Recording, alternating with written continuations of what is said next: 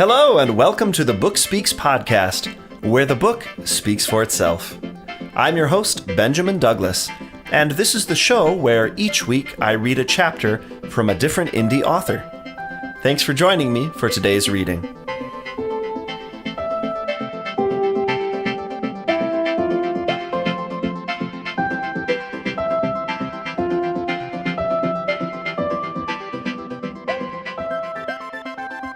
Hi, everybody. Thanks for being here today with me, your host, Benjamin Douglas, for the 19th episode of the Book Speaks podcast. 19! Who knew we'd make it this far? No, I knew we'd make it this far. I set out to make it much further than this. But I'm glad you're here with me today. Today I'm going to be reading from indie author David Spiller from his novel Girl at Dunkirk. And this is another World War II historical fiction reading. As you know, the Christopher Nolan film Dunkirk is coming out here pretty quick, and on my show, we're promoting an indie author collaborative promotion, the Dunkirk Week World War II Epic Book Sale, put on by friend of the show, Alexa Kang. And again, I'm going to read her blurb as I did last week. This is from Alexa. She says, "While we anticipate the upcoming release of director Christopher Nolan's summer blockbuster movie Dunkirk, the authors of the Facebook Second World War Club have joined together to offer readers interested in World War II more riveting tales beyond Dunkirk.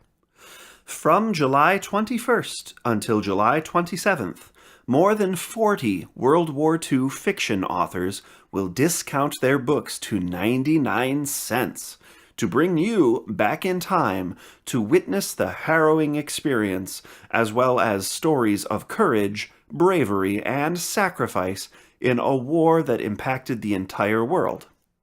This is a great chance to discover new books. 12 of us are currently running a Rafflecopter giveaway for this promo.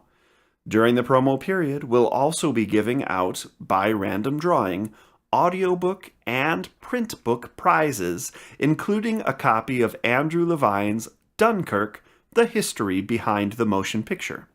Please note, Andrew Levine, the publisher William Morrow paperback, and the movie Dunkirk are not affiliated with us in any way. You can find out more about the Dunkirk Week World War II Epic Book Sale by going to http://alexakang.com/Dunkirk-book-sale and watch our promo trailer on YouTube. I'm going to have links to those in the show notes. A slight modification from Alexa. She said they actually have now closer to 50 authors offering 99-cent sales this week. So that's beginning today, July 21st, 2017, running for a week. And then next week, this was just finalized yesterday. Next week, I'll be reading one more World War II historical fiction that's going to be from author Jonathan Isaacs. So 3 in a row.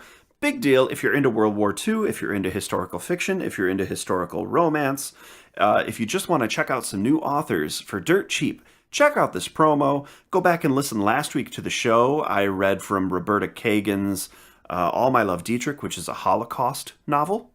And do listen in next week for Jonathan Isaacs as well. All right, I'd like to have a short poetry reading. It's been a few weeks, and today's poem is very short. This is entitled Trochaic Pentameter.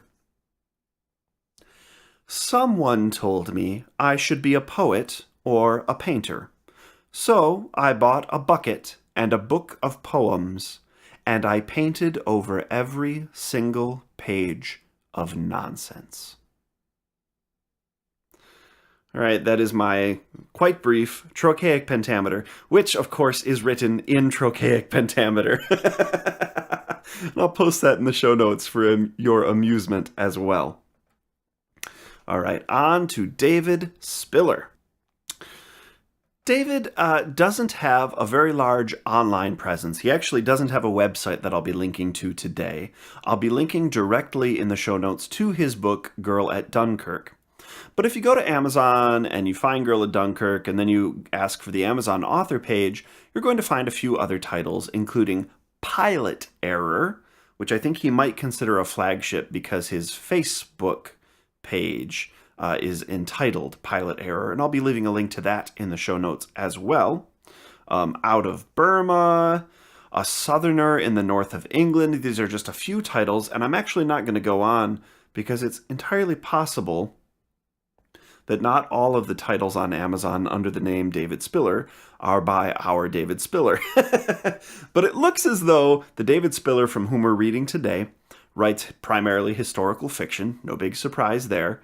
And what I'd like to do in lieu of an Amazon author bio today is read the blurb, that is the book description, that he wrote for Girl at Dunkirk. So this is from the Amazon page for the book.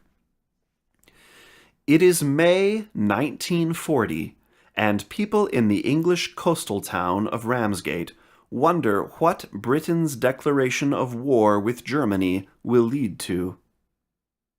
Then, members of the British Expeditionary Force in France start dribbling back home to Ramsgate Harbor like defeated men. Gradually, the truth emerges. Unless the 300,000 troops trapped in the French coast can be evacuated, Britain's war effort will be all but over. Amongst the private citizens volunteering to supplement the British Navy's effort is the 21-year-old Chrissy Selleck. Together with her father, she crosses the channel in their 30-foot motor yacht, Blithe Spirit. They ferry troops from the beaches onto big ships lying offshore, then enter the maelstrom of Dunkirk harbor itself, exposed to the full force of German firepower. Their story is intertwined with the exploits of two ordinary soldiers, a dispatch rider and a territorial, who link up by chance to make the hazardous journey across France to Dunkirk, collecting a stray dog along the way. Chrissy Selleck is a female presence on the almost exclusively male scene of Dunkirk. In 4 days of relentless endeavor, she faces both triumphs and tragedies, and realizes that her sheltered life in Ramsgate will never be the same again. All right, so that is the book description for David Spiller's Girl at Dunkirk. And again, I'll leave a link to that in the show notes. All right, so before we get to the reading, I just want to remind everyone, as always, that today's reading is performed and recorded and presented here with the author's exclusive permission. I'm not charging you to listen to this, and David gave me his permission to include the reading.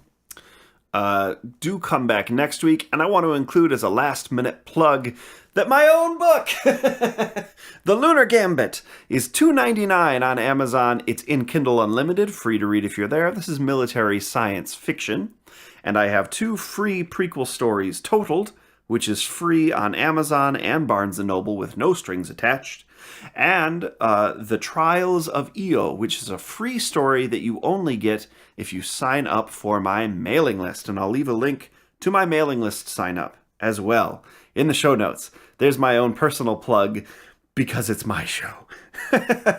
All right, without any further ado, here is a reading. It's an excerpt, a short excerpt from Chapter 7 from David Spiller's Girl at Dunkirk. Thanks, and I'll see you again next week. Girl at Dunkirk by David Spiller. Preamble to Chapter 7. In 1940, during World War II, private British citizens volunteered to help with the evacuation of British and French troops from the French port of Dunkirk. Amongst them was the 21-year-old Chrissy Selleck and her father in their 30-foot motor yacht, Blithe Spirit. While delivering a blimpish British officer, Colonel Baker, to Dunkirk harbor, they are hampered by a fault in one of their engines, which they fail to repair. This is the point at which Colonel Baker approaches Chrissy as she stands in the bow of the boat. From Chapter 7. "Did you get anywhere with that busted engine, miss?" "We couldn't do it," she answered. "I see. So what happens on your return journey?" "We try and get back on the one engine, though it means carrying fewer troops. Or just possibly we might get a tow."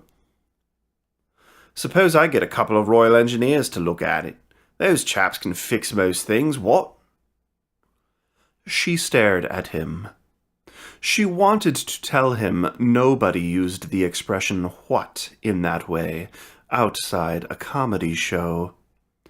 Instead, she said, "But can you do that? I mean, would they bother to help a small boat like ours?" "They will if I ask them." As they talked, her father was guiding Blithe Spirit towards a space on the mole. Between them and the lighthouse, a plethora of small boats bobbed on the water. Scoots, drifters, motor yachts, whalers. The occasional shell whined overhead and plunged into the deep. "Well, Colonel," she said, unconvinced that his plan was remotely a goer. "Of course, if it's at all possible, that would be good. How would it work, exactly?" "I'll have to locate the chaps I'm thinking of," he said. "May take a bit of time. How about one of your crew comes with me into town and waits somewhere under cover, and I'll bring them to you, eh?" By now, Mr. Selleck had the boat beside the mole. French troops were milling about on the walkway, none of them keen to grab a line. So Chrissy used their ladder to get herself on top, and tied up to a Samson post. They conferred about Baker's suggestion, and Mr. Selleck jumped at the idea. He never felt happy unless both engines were operational. They had a brief but touchy exchange about whether she should be the one to accompany the colonel. Chrissy argued that she'd be safer, albeit not safe, somewhere on land, rather than being a sitting duck in the harbor, and Mr. Selleck reluctantly concurred. In fact, she couldn't wait to see what conditions were like in the town. Her father had often said curiosity would be the death of her, and she was about to put it to the test. "We'll wait here for an hour," Mr. Selleck told the colonel. "Longer than that, and I'll assume it's no-go. In which case you come back, Chrissy, and we'll take a limited number of troops on board and get the hell out of here." So Chrissy found herself negotiating the mole in the company of an army officer. His seniority encouraged British soldiers to make way for them, French troops less so. Progress along the top was far from straightforward. She marveled that the uncertain structure had served to embark men in their tens of thousands. They were essentially moving down a plankway just wide enough to accommodate 3 men standing abreast. The sides were protected by wooden railings, though there were frequent gaps in these, and for that matter, in the planking underfoot. A moment's inattention could be disastrous. Once Chrissy stumbled and might have gone over the edge, had Baker not seized her arm. He moved quickly, sure-footed as a mountain goat, and she had to exert herself to keep up with him. At the lighthouse, an army captain and an orderly stepped smartly forward, and Baker returned their salutes. He explained Chrissy's presence and inquired about a place that could serve as a rendezvous later on. All four of them then pressed on into the town itself. Here, Chrissy's curiosity was satisfied, and in spades. She'd never conceived of anything like it. Progress through the town was only possible on foot. The streets were littered with debris where house fronts had collapsed outwards. A row of warehouses, burning fiercely, emitted a tremendous heat, and flames spat up through gaps in the pavements. Their footsteps crunched from walking on 1,000 shards of glass. Dead bodies lay untended, and she recognized the odor of blood amongst the fumes of cordite and burning oil. Like most people in the streets, they coughed and spluttered whilst moving along. The light was absurdly bright for a town that was without power in the middle of the night. As they rounded a corner, Baker grabbed Chrissy and yanked her into his arms.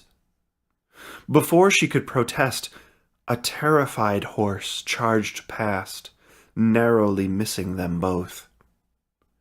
She got a glimpse of its flaring nostrils and felt the animal's hide scrape against her. Further down the street, an ammunition truck had caught fire and was going off in all directions.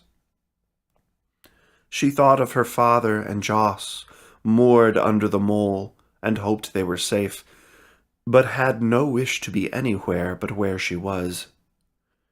She reveled in the town's crazy atmosphere. "This could be the place for you," said Baker. "Hardly ideal, but my chaps reckon it's the best we're going to find."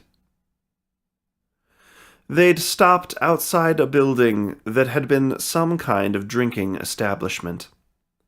The name was displayed over the entrance, but as some letters were missing and others dangled uselessly, the title remained a mystery.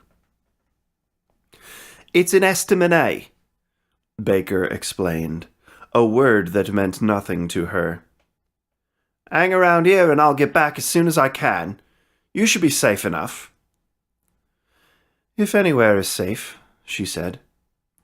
"And if the French don't get you. Cherry bye for now." Within seconds, Baker and the other two had gone, leaving Chrissy standing on what passed for a pavement outside the anonymous estaminet. She stared open-mouthed at the stuff going on around her. Somehow or other, the owners had rigged up a power source so that the cafe blazed with light, making it an ideal target for German shells.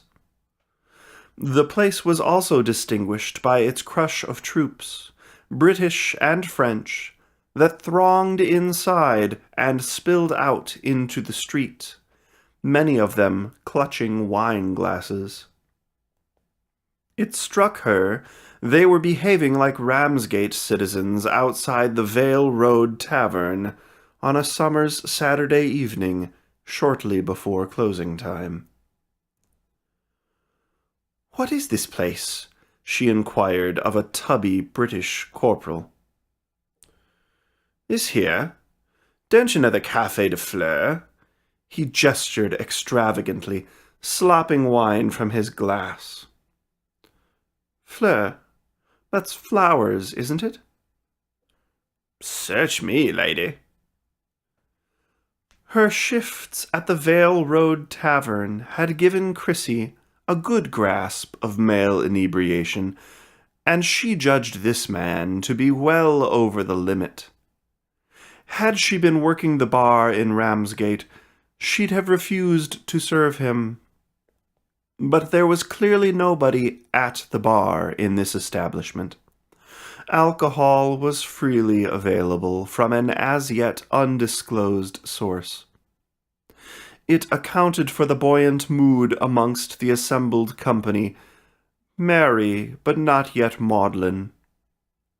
These troops might almost have forgotten that a war was raging outside, that at any moment a German shell could blow the lot of them sky high. Perhaps that was the point, she thought. Unusually, Chrissy was not the only female present. At least 3 other women were about, all French, all indulging as if there were no tomorrow. And local men, too, one of them in the traditional French beret. "Don't tell me people are still living here?" she asked the tubby corporal. "That's right, lady. You wouldn't want to miss a party like this, would you?" "There's a lot of 'em what are down in the cellars," Tubby's mate told her, "waiting for the Boche to arrive. They'll be okay, long as we're not in uniform." A French soldier detached himself from the crowd and bowed toward Chrissy, clicking his heels. She knew he was some sort of officer from the gubbins on his shoulders, not to mention the man's overweening self-confidence. He addressed her with the familiar French flourish, as if every word he spoke was of earth-shaking importance. Chrissy was amused, but found she liked it. She'd never had formal tuition in the language, yet discovered from dealing with French sailors in Ramsgate that she was quick to pick up its essentials. Even so, she'd not understood a word the officer had said. "Pardon," she told him. "Je suis anglaise?" "Tant pis," he responded. "Mademoiselle is very charming." "Drives me up the wall the way they speak English," said the tubby corporal in an aside to his mate. "Only thing worse is the way they speak French," said the mate. "Mademoiselle, she permit?" The officer indicated his own wine glass. "Un verre de vin?" "Oh, très charmant," said Tubby. "Plume de ma tante," said the mate, apparently under the impression they were a double act. Though she'd worked in a pub, Chrissy had never tasted wine, and didn't want it now. Besides, she needed to keep a clear head for the hours to come. But she wanted to retain the Frenchman's attention because he was the most attractive man she'd ever set eyes on. "Merci," she told him, "but only un peu." She mimed with thumb and forefinger. "Un peu, vraiment." "Oui, oui, oui." Like all the French nation, he was devoted to their absurd word for yes. "Attendez un moment."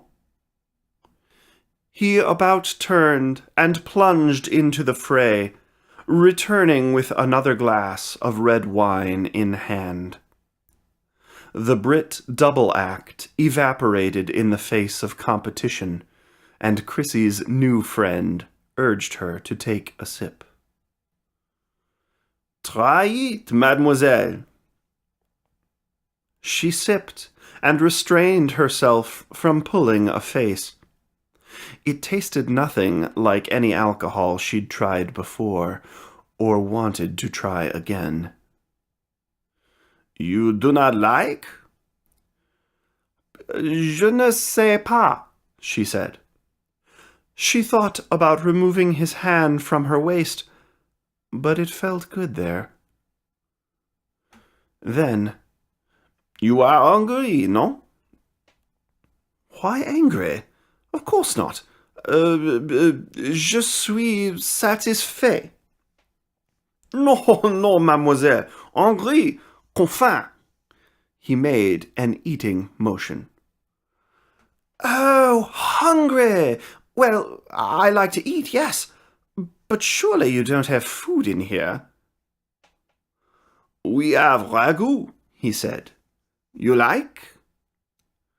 Chrissy thought she misunderstood, then noticed that several French soldiers in the place were eating.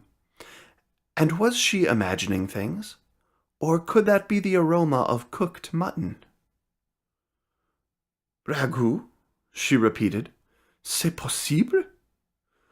Naturellement, he shrugged in the Gallic way. Un moment.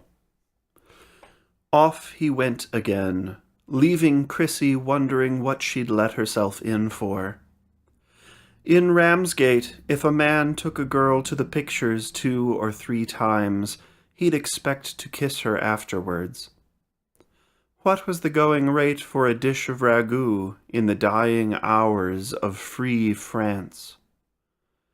She considered making a bolt for it, but the urge to stay was stronger. He was back in no time with 2 plates of food, and took her to a small table against the wall. 2 French soldiers readily made way for the officer, though he was polite about it, scattering some pardons around. Perhaps it was a consequence of time and place, but the food tasted wonderful. Naturellement, this was France. The officer ate with delicate manners, something she always appreciated. The table was so small, their heads almost touched as they consumed the meal.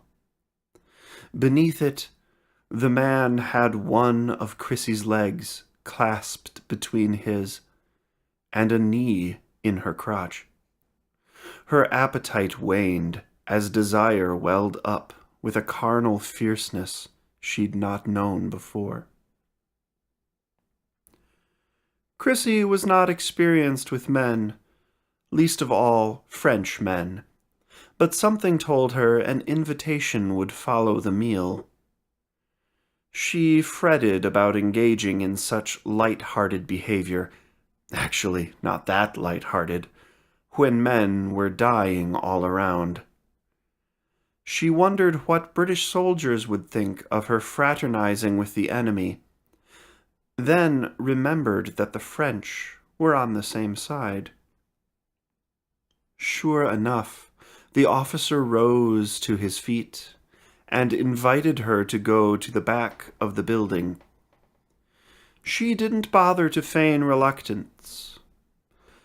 They went through a side door, away from the blazing light, and into an unlit corridor. This concludes another episode of the Book Speaks podcast, where the book speaks for itself. Thanks for joining me, your host, Benjamin Douglas, for another indie author reading. If you liked what you heard, be sure to visit http://thebookspeakspodcast.wordpress.com for more episodes and for links to the author's website and the author's Amazon author page in the show notes. If you'd like to follow me on my own author journey, you can find me at http://benjamindouglasbooks.wordpress.com. And of course, if you're an indie author interested in having your work featured on the show, or if you're interested in discussing having your book read and produced by me as an audiobook, feel free to contact me at benjamindouglasbooks@gmail.com. Thanks for joining me today. I hope you have a productive and enjoyable weekend.